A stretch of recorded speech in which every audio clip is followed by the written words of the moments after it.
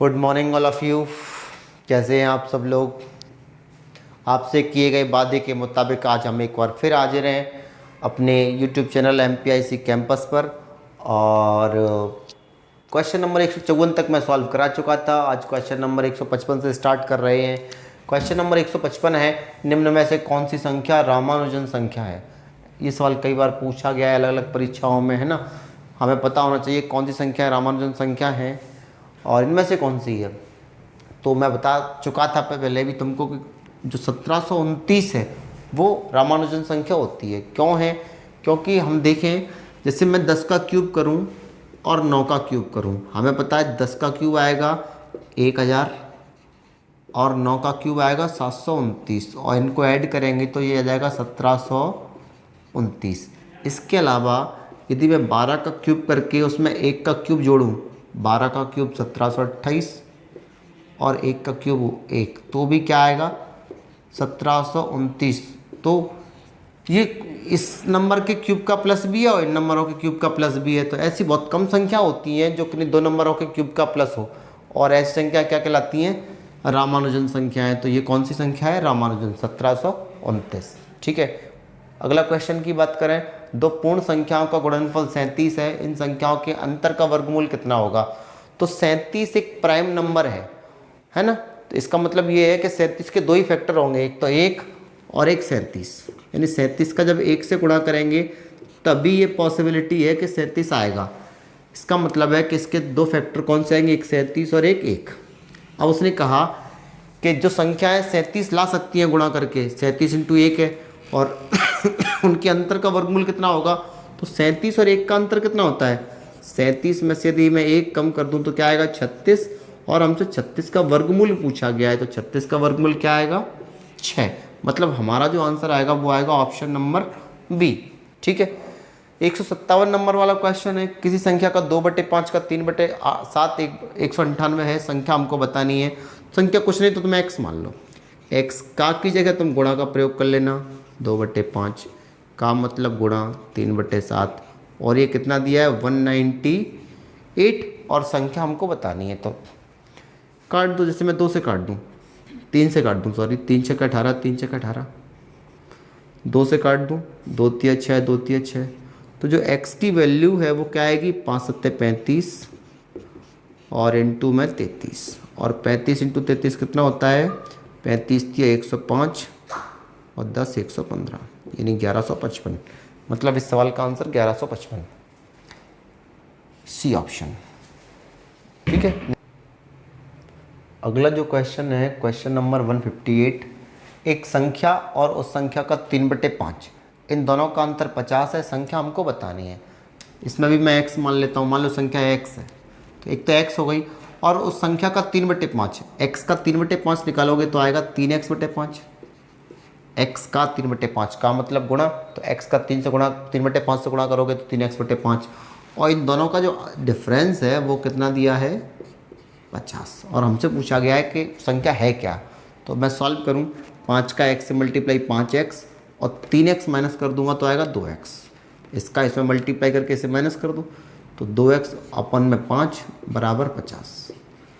2 से काट दूं, 25 दूनी 50, तो x की वैल्यू आ जाएगी 25 इंटू 5, 25 पंजे 125, मतलब ऑप्शन नंबर सी।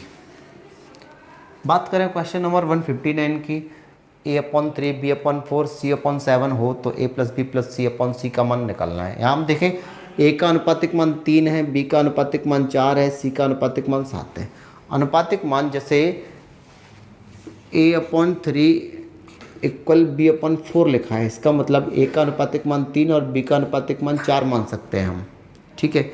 या ऐसे भी हो सकता है कि a/b की वैल्यू कभी 5/6 दी है, तो a की अनुपातिक वैल्यू 5 और b की अनुपातिक वैल्यू 6 मान सकते हैं। लेकिन इन्हें तभी मानेंगे जब ऑप्शन जो सवाल पूछा गया है वो भी अनुपात में ही पूछा गया है। यहाँ अनुपातिक मान का प्रयोग केवल तभी हो सकता है जब अनुपात में ही आंसर पूछा जाए। यदि आंसर अनुपात में नहीं है फिर नहीं आएगा, है ना। फिर ये संभव नहीं है कि इस तरह के सवालों के हम आंसर निकाल पाएँ। तो अनुपातिक मान का आंसर अनुपातिक मान में ही निकालना है, नहीं तो फिर कुछ मान के मान के या कुछ करना पड़ेगा, फिर वो इस तरह से नहीं आ पाएगा। तो यहाँ पर a की वैल्यू 3, b की वैल्यू 4 और c की वैल्यू 7 मान लें, और यहाँ पर रख दें हम ए प्लस बी प्लस सी में अपॉन सी में, तो ए की वैल्यू 3, बी की 4, सी की 7 और अपॉन में 7। यहाँ हम देखें 7 4 11 3 14 अपॉन में 7, 7 दूनी 14, मतलब हमारा जो आंसर है वो क्या जाएगा 2, यानी बी ऑप्शन। ओके, अगला क्वेश्चन है क्वेश्चन नंबर 160। यहाँ पर देखें हम x की अनुपातिक वैल्यू 4 और y की अनुपातिक वैल्यू 5 ले सकते हैं। ले हम यहाँ से 4/7 प्लस 2 इंटू वाई की वैल्यू 5 माइनस एक्स की वैल्यू 4 अपॉन 2 इंटू वाई की वैल्यू 5 और x की वैल्यू 4, तो क्या आएगा 4/7 प्लस 5 दूनी 10, 10 में से 4 घटाई 6, 5 दूनी 10, 10 और 4 14। एलसीएम ले लो, 7 और 14 का एलसीएम 14, 7 का डिवाइड 14 में 2 बार, 2 चौके 8। इसे भिन्नल करते हैं, 14 का डिवाइड 14 में 1 बार, 1 छक्के 6, कुल मिला के ये 8 और 6 14, बटे में भी 14 है, 14 एकम 14, यानी इस सवाल का आंसर क्या आएगा 1, 1 मतलब सी ऑप्शन। क्वेश्चन नंबर 161 देखें, इसमें इसका इससे मल्टीप्लाई, इसका इससे मल्टीप्लाई करके सम निकालना है। तो ऐसे सवालों के लिए हम ध्यान से यदि देखें यहाँ पर, तो यहाँ 0.35 बने, यहाँ भी 0.35 बने। हम चाहें तो इसमें से 0.35 कॉमन ले सकते हैं। क्यों? एक नियम लग रहा है यहाँ पर, a into b plus a into c. ये मैंने बताया था a into b plus c लिखा जा सकता है ना, वितरण वाला गुण था, बंटन नियम। तो यहाँ से यदि मैं 0.351 कॉमन ले लूँ तो यहाँ क्या आएगा 0.867 प्लस यहाँ क्या आएगा 0.133। ठीक है, 0.351 इंटू इन दोनों को यदि मैं प्लस कर दूँ, 7 3 10, 6 3 9 1 10, 8 1 9 1 10, तो 1.0000 ऐसा कुछ आएगा। और 1 का किसी में मल्टीप्लाई करने से कभी कोई फर्क पड़ता नहीं है। इसका मतलब है कि इसका आंसर 0.351 मतलब डी ऑप्शन आ जाएगा। नेक्स्ट, अगला क्वेश्चन है क्वेश्चन नंबर 162। इसमें भी हम देखें, यहाँ में साफ साफ दिख रहा है कि 19.105 इसमें भी है और इसमें भी है ना। यदि मैं 19.105 कॉमन ले लूँ तो यहाँ पर क्या बचेगा 16.035 माइनस यहाँ पर क्या बचेगा 6.035। ठीक है, 19.105 और गुणा हो जाएगा 16.035 में से 6.035 यदि मैं माइनस कर दूं तो क्या बचेगा 10। और 10 का मल्टीप्लाई करना आसान है, बस दशमलव को एक अंक इधर खिसका दो, आंसर क्या आएगा 191.05, मतलब ऑप्शन नंबर ए इस सवाल का आंसर। बात करें अगले क्वेश्चन की। अगले क्वेश्चन में भी हम देख पा रहे हैं कि 4.7 तीनों जगह से कॉमन आ सकता है। तो यदि मैं 4.7 कॉमन ले लूँ, यहाँ बचेगा 13.23, यहाँ बचेगा 9.43 और यहाँ बचेगा 77.34। ठीक है, 4.7 इंटू तीनों को जोड़ दें, 4 3 7 3 10 के 0 हासिल 1, 4 4 8 2 10 के 0 हासिल 1, 8 और 9 17 और 3 20 के 0 हासिल 2, 1 3 और 7 10, मतलब 100.00, यानी 100 और 100 का मल्टीप्लाई करने से दशमलव 2 अंक इधर खिसकेगा तो 470, यानी दशमलव यहाँ से यहाँ पहुँच जाएगा, मतलब 470 इस सवाल का आंसर आएगा ऑप्शन नंबर बी। मल्टीप्लाई तो आप लोग कर ही लेते हो। अगला क्वेश्चन है क्वेश्चन नंबर 164। यहाँ भी हम देखें 5.32 हम दोनों में से कॉमन ले सकते हैं, क्योंकि दोनों में है 5.32 यदि हम कॉमन ले लें, यहाँ बचेगा 56 और यहाँ बचेगा 44। ठीक है, बटे की संख्याओं की बात करें तो यहाँ पर एक आइडेंटिटी लग पा रही है, कौन सी, ए स्क्वायर माइनस बी स्क्वायर। और ए स्क्वायर माइनस बी स्क्वायर की आइडेंटिटी क्या होती है, ए प्लस बी और ए माइनस बी, यानी एक और हम जोड़ के लिख सकते हैं, एक और घटा के लिख सकते हैं। तो जोड़ें, 7.66 और 2.34 को जोड़ोगे तो 10 आएगा, और घटाएं 7.66 में से 2.34 तो कितना आएगा 5.32। ठीक है, सॉल्व करें, 5.32 से 5.32 कैंसिल आउट, पॉइंट है ये। यहाँ बचेगा 56 और 44 जोड़ के 100 बटे 10, 10 से 100 को काट दें, 10 बार में कट जाएगा, मतलब 10 इस सवाल का आंसर आ जाएगा ऑप्शन नंबर सी। ठीक है, क्वेश्चन नंबर 165 की बात करें, यहाँ इस संख्या में डिवाइड देना इस संख्या का, ऐसे सवाल आते हैं और ज़्यादातर लोग गलत कर देते हैं। क्या करना है हमको, यदि मैं डिवाइड की बात करूँ, संख्या दी है 0.0000, 4 जीरो है और फिर 6 लिखा है और हमको डिवाइड देना है 11 से।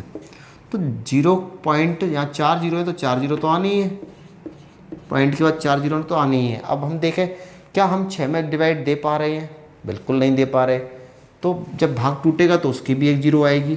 तो अब हम 66 में भाग दे पा रहे हैं, 11 छक्के 66, ठीक है। और हमारा आंसर क्या आएगा, 0.50 है और फिर 6 है। यदि हम ऐसे ना करना चाहें तो हम ऐसे भी कर सकते हैं। ये लिखा है 0.0000066 और 11 का डिवाइड देना है। यदि मैं पॉइंट हटा दूँ तो हमें पता है पॉइंट हटाने के बाद यहाँ 6 डिजिट है, पॉइंट से पहले तो 6 जीरो आ जाएंगे, 1 2 3 4 5 6। और मैं इसे 11 से काट दूँ, 11 एकम 11 और 6 जीरो, ऊपर 11 छक्के 66, मतलब ये आ जाएगा 6/1 2 3 4 5 6। अब नीचे से जब मैं 6 जीरो हटाऊंगा तो ऊपर 6 अंक के बाद दशमलव लगेगा, तो एक अंक तो ये हो गया, 6 अंक लगाने हैं मतलब 5 जीरो आ जाएंगे। और 5 जीरो लगाना चाहें, शायद मुझे लग रहा है दिखने में कोई समस्या आ रही है, तो मैं इस बात को यहाँ पर लिख दूँ। चलो ऑप्शन तो आपने देख ही लिए। इस बात को मैं ऐसे लिख सकता हूँ कि 6 बटे